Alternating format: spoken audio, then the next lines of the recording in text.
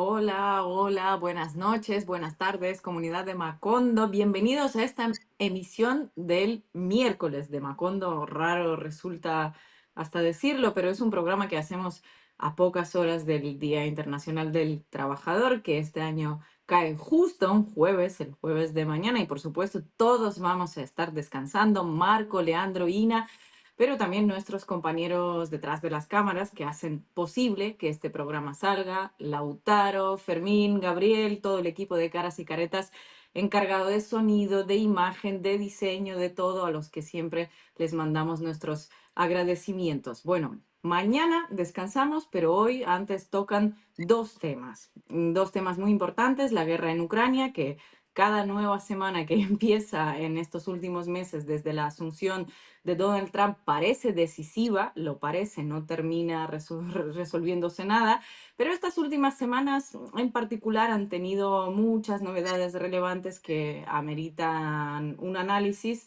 Supimos los detalles del plan de paz de Trump, supimos de la mano del Kremlin que efectivamente Moscú contó con apoyo de militares de Corea del Norte para hacer retroceder a las tropas ucranianas que invadieron la región de Kursk, en la región rusa, en agosto pasado. Se dio el encuentro entre Donald Trump y Volodymyr Zelensky en el Vaticano después de aquella reunión terrible en el despacho oval. Parece que todo está preparado para que Ucrania firme el acuerdo de minerales con Estados Unidos, entregándole sus recursos naturales, aunque en estas últimas horas ha habido algunas actualizaciones que hablan otra vez de una incertidumbre en toda esta noticia, en torno a esta noticia.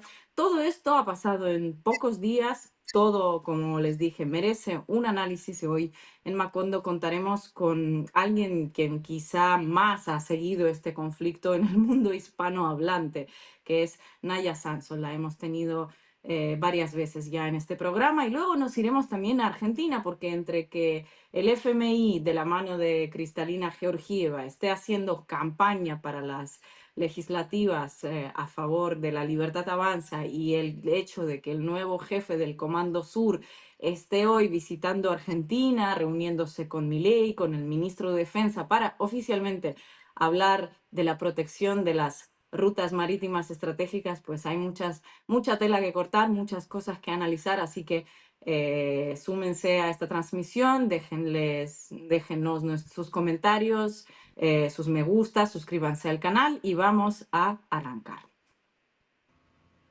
Buenas noches, Ina. Buenas noches, Marquito Teruggi.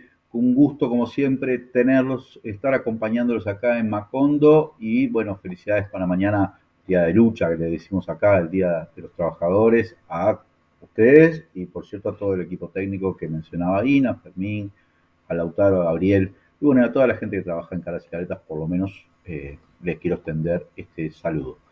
Vamos a hablar ya con Naya Sanso, que nos está acompañando una vez más para analizar el- los últimos detalles de una guerra que, bueno, empezó en febrero de 2022, ¿verdad? Y en ese ya lleva, bueno, por cierto, más de 3 años y ahora tiene una aparenta a una especie de, bueno, eh, finalización, que no solución, porque es una finalización como forzada, por lo menos para el lado de Zelensky, que se ha visto desde que asumió Donald Trump, llevado a un punto donde aparentemente no tiene banca como para mantener la guerra, pero mientras tanto además las operaciones militares que lleva adelante Rusia parecen ser exitosas en algunos puntos, recupera la zona, el territorio que había sido tomado por Ucrania, ¿cómo se llama? Kursk, que yo no quiero pronunciar porque acá todos saben ruso menos yo, ¿no?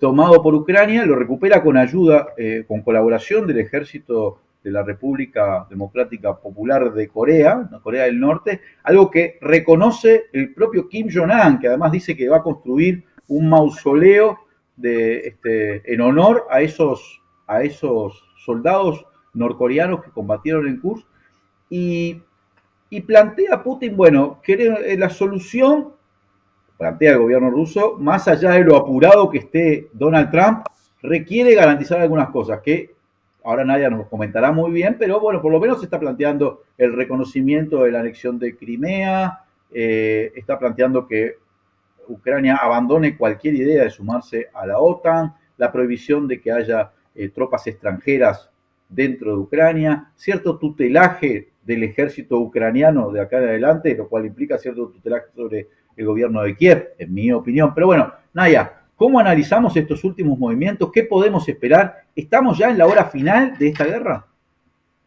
Bueno, desde hace un tiempo se nos dice que esta semana es decisiva. Estados Unidos, desde la llegada al poder de Donald Trump, ha cambiado completamente la estrategia que había llevado Estados Unidos desde 2022, que había sido toda de amenazas y de exigencias. La forma con la que Donald Trump ha querido traer a Rusia a una mesa de negociación es también ofreciendo alicientes.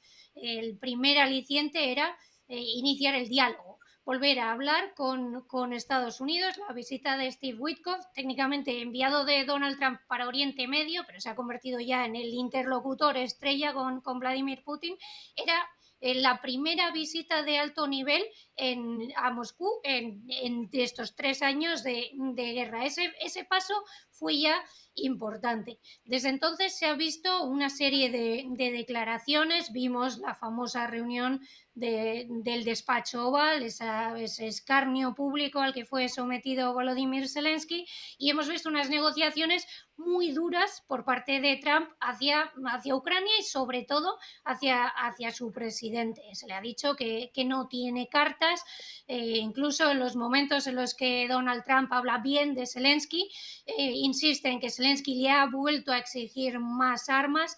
Estados Unidos Donald Trump al menos está decidido en conseguir un acuerdo, algo, que haya una firma que pueda decir que esto lo ha conseguido Donald Trump. Dabas un poco a entender un cierto cierre en falso. Este conflicto es difícil de solucionar porque la principal cuestión, la línea roja para ambos países, es la cuestión de la seguridad. No es tanto la cuestión de los territorios, que también, pero la principal es la cuestión de la OTAN. Para Ucrania su objetivo es o entrar en la OTAN o tener presencia militar de países de la OTAN en su territorio. Para Rusia la línea roja también es la OTAN, pero es la contraria, es impedir que la OTAN, ya sea con su bandera o con las banderas nacionales, esté en la frontera rusa, especialmente si es una frontera de facto, que es lo que más o menos vemos que va a terminar por suceder. Esto es algo que realmente se ve desde 2022. Marco Rubio, no me gusta coincidir con Marco Rubio, ha dicho esta semana que están en una solución militar, es decir, que Ucrania no va a poner la bandera azul y amarilla en Donetsk, en Yalta, en Sebastopol, pero Rusia tampoco va a llegar a Odessa, no va a llegar a Kiev. Yo tengo la sensación de que Marco Rubio lo está diciendo porque esta es la forma en la que él, muy oportunista, se va a aferrar a ese puesto como secretario de Estado. Pero sí que es verdad que el frente está básicamente paralizado, se mueve ligeramente, se ha movido, es cierto, en Kursk, esa ofensiva rusa que ha tenido éxito y que ha coincidido con más o menos una semana, 10 días de interrupción del suministro de armamento e inteligencia estadounidense. Eso ha sido suficiente para que el ala neocon del análisis de esta guerra nos diga que Donald Trump ha vendido a Ucrania y ha cedido Kursk a la Federación Rusa. Hay otras fuentes que nos dicen que, y la realidad, seguir los mapas al día, ese avance venía de mucho antes. La ofensiva rusa se dilató, Rusia esperó, no se precipitó, e hizo la ofensiva cuando supo que era capaz de conseguir recuperar ese territorio. En esa parte ese ha sido el gran éxito de Rusia este año y también el gran fracaso de Ucrania. La última vez que hablamos, Leandro, tú comentabas que no entendías esta operación suicida de Volodymyr Zelensky y de Oleksandr Syrski en Kursk. Ahora lo vemos claro, lo que Zelensky quería con el territorio de Kursk era tener algo que intercambiar. He insistido en que la cuestión de la seguridad es más importante, pero el territorio también lo es. Ese territorio que Ucrania tenía en Kursk habría sido una carta muy útil para utilizar en una negociación. Ucrania siempre ha intentado retrasar el momento en el que iniciar unas negociaciones porque nunca ha querido negociar en posición de debilidad.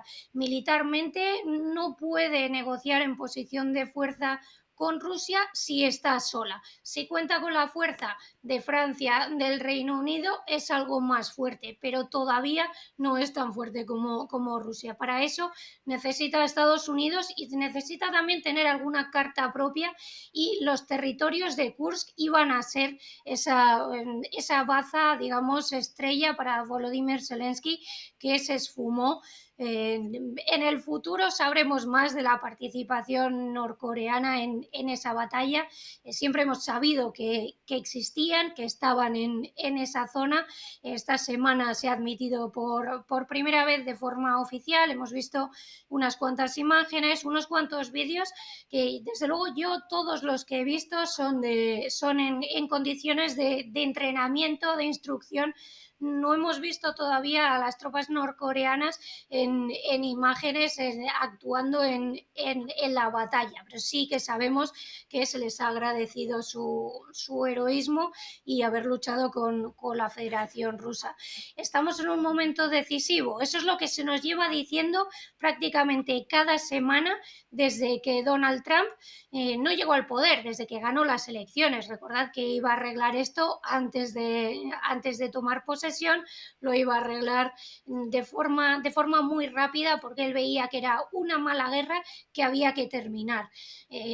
Puede que sea una mala guerra y desde luego tiene que terminar, pero ninguna de las partes está dispuesta a ceder en esas líneas rojas que ambas tienen. Es un conflicto complicado precisamente porque la línea roja más clara es la cuestión de la OTAN. La segunda sería la cuestión de Crimea. Si queréis entramos un poco en ello más adelante. Naya, ¿cómo estás? Gracias por estar nuevamente en Macondo. Si uno ve lo que ha trascendido de la propuesta que hace Trump y la diplomacia que lo rodea, es una propuesta que incluso desde Alemania la calificaron de claudicación, porque, digamos, le hace una serie de ofrecimientos a Rusia, por lo menos muy favorables, reconocerle todo el territorio casi que ha tomado desde el 22, reconocer Crimea, que Ucrania no entre en la OTAN, levantar las sanciones que vienen desde el 2014, como si Donald Trump quisiera efectivamente ofrecerle a Putin un incentivo muy alto para que ponga fin a una guerra en la cual no necesariamente, por los diferentes análisis que uno ve, se desprende que Putin necesita terminarla ahora, o en todo caso hay debate sobre eso. Y Trump está ofreciendo un acuerdo evidentemente con condiciones muy favorables hacia Rusia y condiciones borrosas hacia Ucrania. ¿Pensás que esta propuesta puede interesarle a Putin en particular por la cantidad de variables favorables, una suerte como de es ahora que está este ofrecimiento? No necesariamente, Putin puede decir, bueno, sigo la guerra, igualmente puedo mejorar la condición. ¿Cómo pensás que puede leer esto? Yo veo que es verdad que Rusia no tiene tanta prisa por terminar la guerra, tiene capacidad de movilización, su industria ha demostrado ser capaz de producir lo que su ejército necesita, su economía tiene algunos signos de recalentamiento, pero también ha aguantado esta ofensiva de sanciones que iban a destruir su economía, pero también es cierto que Rusia tiene que ser consciente de que no va a recibir una oferta mejor la que le ha ofrecido Steve Witkoff. Pero incluso esta oferta es matizable. Si hablamos de territorio, se ofrece el reconocimiento estadounidense y únicamente estadounidense. Los países europeos ya han dicho que no van a seguir ese camino de la anexión de Crimea. Se ofrece un reconocimiento de facto de las partes de todo Lugansk y de las partes de Donetsk, Gerson y Zaporozhye bajo control ruso, menos la central nuclear de Energodar, que quedaría en territorio, rodeado por territorio ruso, pero sería territorio ucraniano y gestionada por Estados Unidos. La cuestión de la OTAN, esa yo creo que es la más curiosa, se saca de la agenda y Ucrania de momento no podría aspirar a entrar en la OTAN.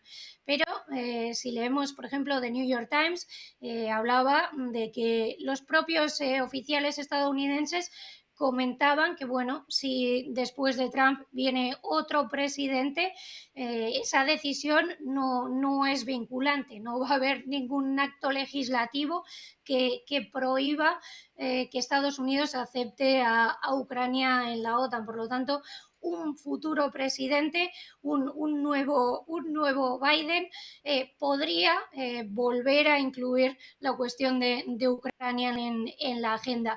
Lo que se está manejando, incluso también las sanciones, ahí los países europeos tienen capacidad de bloqueo. Si los países europeos no cooperan, Rusia no va a ser reconectada al sistema internacional de pagos SWIFT, por ejemplo. Todos los términos que se están manejando están escritos de tal manera que son relativamente vagos. La propuesta de paz de Steve Witkoff es de menos de una página. Ahí no está la letra pequeña, que es la que tendríamos que conocer para ver realmente si esto es empujar el balón un poco hacia adelante o si realmente pretende ser un acuerdo definitivo, un acuerdo final.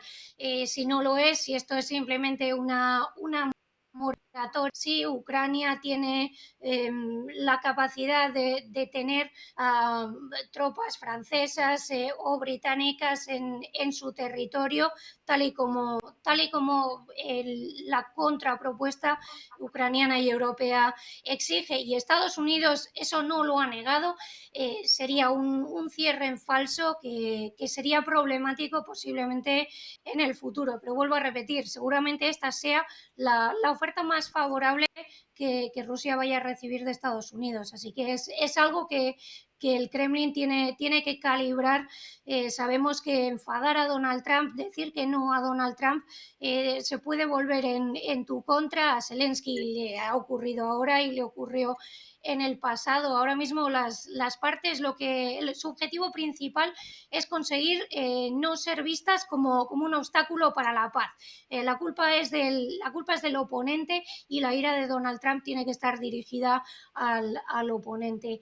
Es un momento difícil para la diplomacia porque es el momento de tomar decisiones, de poner realmente negro sobre blanco cuáles son las verdaderas líneas rojas de cada uno. En este juego, Rusia tiene muchas más cartas porque no depende de nadie para seguir luchando.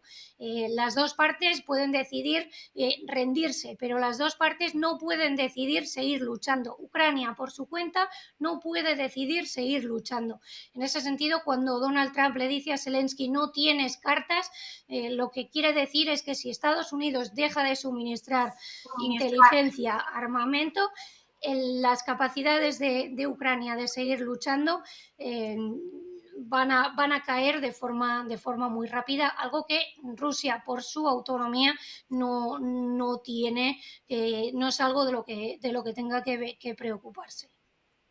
Naya, justo esto te quería preguntar, ¿no? Poniendo las cosas en negro sobre blanco. El papel de Europa, ¿qué pinta Europa ahora mismo en en estas negociaciones a las que directamente no está invitada a la mesa? ¿A qué está jugando Europa ahora mismo? Porque anuncian este aumento de gasto en defensa tremendo. En España se ha anunciado hace unos días. ¿Y qué es lo que puede hacer Europa realmente en esta situación? Porque tú estabas diciendo hace un minuto que si Estados Unidos se retira de esta guerra, si corta el suministro, Ucrania no puede elegir seguir luchando. Si Ucrania es embaucada como en 2022, ¿no? Con los acuerdos de Estambul, de seguir luchando, ¿qué puede aportarle Europa realmente, de verdad, y cuánto puede aguantar? Ahí dependería, bueno, se ha hablado, los medios que lo han estudiado han hablado de más o menos 6 meses. Dependería en gran parte de qué es lo que permite Estados Unidos. Si los países europeos siguen siendo capaces de adquirir sistemas Patriot, de adquirir misiles, la situación se podría mantener más o menos estable. Pero si Estados Unidos no da autorización para el uso de esas armas, Estados Unidos tiene que dar autorización para el uso de misiles británicos y franceses contra la Federación Rusa.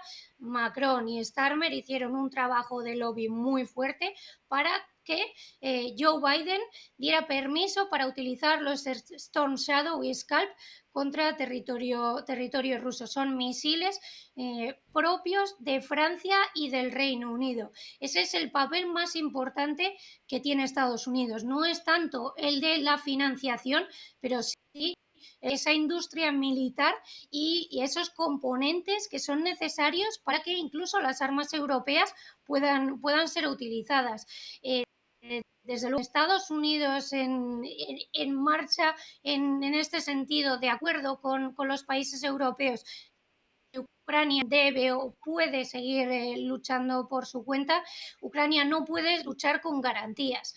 Seguiría luchando un tiempo, pero al final no le quedaría más remedio que negociar directamente con Rusia y entraría en unas negociaciones en una posición mucho más débil. La fortaleza de Ucrania es la fuerza que ponen sus aliados, fundamentalmente Estados Unidos. Los países europeos se han incorporado a las negociaciones hace un par de semanas en París. En Londres se llevaron un chasco porque Marco Rubio decidió que no iba a perder el tiempo porque Ucrania había decidido que no quería dar su respuesta, ese sí o no, a la oferta teóricamente final de Estados Unidos, sino que quería volver a negociar una tregua de 30 días. En esa cumbre casada que finalmente se dio solo con presencia de Keith Kellogg, los países europeos entregaron su contrapropuesta. En esa contrapropuesta se habla, por ejemplo, de unas garantías de seguridad similares a las del artículo 5 de la OTAN para Ucrania, mientras no haya consenso para la adhesión de Ucrania a la OTAN. Se habla de que Ucrania recupere esas partes, esas infraestructuras importantes, la presa de Kakhovka, la central nuclear de Energodar, pero que la cuestión del territorio se quede para la negociación más adelante. Y el punto quizá más importante es el de las sanciones. La europea, y en esta propuesta se ve muy claramente la mano de Francia, Alemania y el Reino Unido en el capítulo de las sanciones. Lo que dice es que las sanciones estadounidenses y no las europeas se podrían ir levantando progresivamente a medida que Rusia cumpla con el alto el fuego incondicional que se le está exigiendo y con los siguientes pasos. La contrapropuesta europea es una hoja de ruta en la que Ucrania va a ir dictando los términos y en la que se puede levantar sanciones poco a poco, pero solo las sanciones estadounidenses. Sabemos que el comercio entre Estados Unidos y Rusia ha quedado reducido prácticamente a nada y que aquí el papel de minoría de bloqueo es el de los países de la Unión Europea. Su fuerza está ahí, impedir que se lleve adelante un acuerdo con el que no están de acuerdo. Para los países europeos es preferible, lo dijo muy claramente la primera ministra de Dinamarca, es preferible continuar la guerra aunque Ucrania siga perdiendo poco a poco territorio, siga habiendo un goteo constante de muertes civiles, una cantidad relativamente elevada semanalmente de bajas militares y se acumule la destrucción, esa situación, el status quo actual,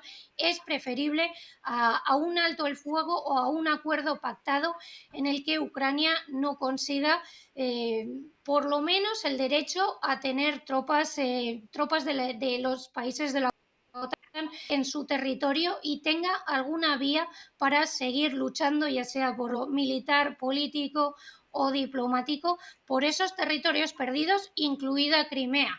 La cuestión de Crimea teóricamente debería ser la más relativamente sencilla de gestionar, ya que no cambiaría nada. Ucrania perdió Crimea de forma definitiva hace ahora 11 años, pero sigue siendo la cuestión más espinosa. Los europeos no quieren sentar este precedente, que ya lo sentaron en el caso de Kosovo, los 3 países que firman esta propuesta que dice que no pueden reconocerse la soberanía rusa sobre Crimea, Alemania, Francia y el Reino Unido, todos ellos reconocieron la independencia de Kosovo, que fue bastante más violenta que la adhesión de Crimea a Rusia. El papel de la Unión Europea ahora mismo es armar a Ucrania, conseguir una militarización extrema del país en vistas a una posible paz armada al estilo prácticamente coreano, y ser una minoría de bloqueo en busca del mantenimiento especialmente de las sanciones y de una vía de Ucrania hacia la OTAN. Ese es ahora mismo el papel, que no es para nada constructivo, pero ese es el tipo de Unión Europea que se ha creado cuando se coloca en los puestos de poder a personas que vienen de los países más beligerantes y que han mantenido esas posiciones más extremas. Cuando colocamos a los halcones en los puestos de diplomacia, no podemos esperar una postura muy diferente.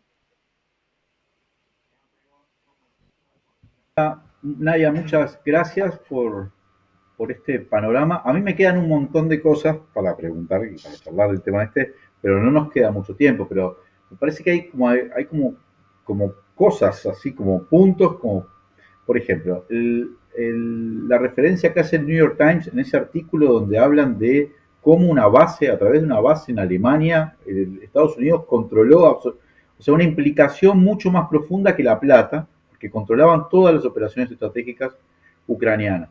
Me parece que ese es un tema porque además, ¿quién lo dice? El New York Times, que no participa de la lucha política dentro de los Estados Unidos también, ¿no? Pero, Lean, perdona por la interrupción. Días después salió otro artículo en The Times de Reino Unido reconociendo lo mismo, exactamente lo mismo por parte de Reino Unido. O sea, no es solo Estados Unidos, es Reino Unido. Todos los que lo decíamos hace 2 años ya sabemos de qué éramos tachados, pero ahora esto aparece en las primeras planas. Sí, y otra cosa que me parece impresionante es el acuerdo estratégico llevado a la práctica entre Norcorea y Rusia, con un despliegue de tropas de ese nivel, porque, o sea, no es que uno pensara, hay toda una narrativa sobre el aislamiento de Corea del Norte, que yo no digo que no sea tal, pero lo cierto es que un acuerdo estratégico de ese nivel habla de otra cosa, no pasa a ser re intocable dentro del panorama actual, ¿no? Eso también es un tema que está bueno como para pensarlo. Y todo lo que ha sucedido en Europa, lo que habla España de que va a aumentar a 40.000 millones de euros este año en la inversión militar, este apagón que tiene aspectos también medio curiosos. En fin, tiro todos esos temas porque creo que hay una cantidad de cosas para hablar de esto de la guerra. No nos da el tiempo, pero bueno, nada, quería tirártelos. Bueno, pero quizás unos 3 minutos más. Dale, podemos sí, Que porque Naya lo que pasa quiera es que no sé ni cómo desarrollar cualquiera ordenarlo. de Porque, esos temas y sí, Marco quiera sumar sí, algo. sí, No, claro. Bueno, dejando fuera el apagón, Naya. Todo menos el apagón. ¿Por no, qué? del apagón no sabemos nada, vamos a esperar a lo que digan los expertos. Sí que os puedo contar del New York Times lo que a mí más me llamó la atención, aparte de que las cosas parece ser que ocurren cuando nos lo dicen fuentes occidentales, ya sabíamos que el Reino Unido y que Estados Unidos estaban dirigiendo operaciones y que estaban mucho más presentes de lo que nos decían. No están sobre el terreno luchando como las tropas norcoreanas han estado en Kursk, por cierto, territorio ruso, no territorio ucraniano, por lo tanto, esto de que la presencia de las tropas norcoreanas cambiaba completamente la naturaleza de la guerra, quizá no es tanto. Pero volviendo al tema de New York Times, lo que a mí más me ha llamado la atención es cómo The New York Times y Estados Unidos, vía este medio, se jacta prácticamente de todos los éxitos, salvo el atentado con camión bomba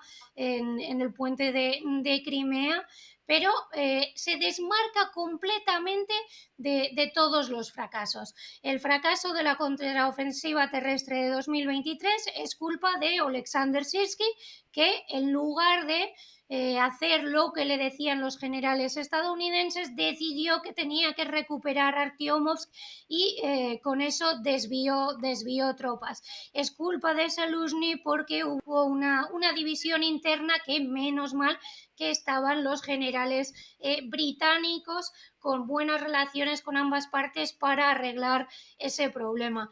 Es una forma también de exagerar el papel de Estados Unidos o elevarlo a ese país excepcional y dejar caer a Ucrania. Todo lo que salió mal fue culpa de los generales ucranianos y no culpa de Estados Unidos. Las armas funcionaban, las armas cambiaron la guerra. Trump insiste en los sistemas antitanques Javelin, que dice que que no es cierta. The New York Times insiste en los HIMARS, ese efecto de la artillería estadounidense, pero siempre fijándose solo en los éxitos y renegando de los fracasos. Es una forma de tratar a un proxy como lo que es una herramienta en la guerra común contra la Federación Rusa, en la que Ucrania ha puesto los muertos y Estados Unidos quiere llevarse por un lado las medallas y por otro los minerales y parte de los ingresos del gas, el petróleo, los puertos, lo que haga falta. Veremos si se firma en las próximas horas, pero desde luego la intención de Estados Unidos es sacar rédito económico del sufrimiento humano, de económico. Naya, muchísimas gracias por esta media hora que nos dedicaste. Sabemos que es tarde en España y bueno, pero como mañana todos descansamos, nos hiciste este enorme favor. Muchísimas gracias y esperamos volverte a ver pronto en este programa, amiga, compañera. Muchas gracias. Y en España Feliz día del también. trabajo a todos. Esperamos verla también en España. Por supuesto. Hasta la próxima. Hasta la próxima. Bueno, nosotros nos vamos al corte y seguimos con Cristalina Libertaria, ¿no? Y con Argentina, con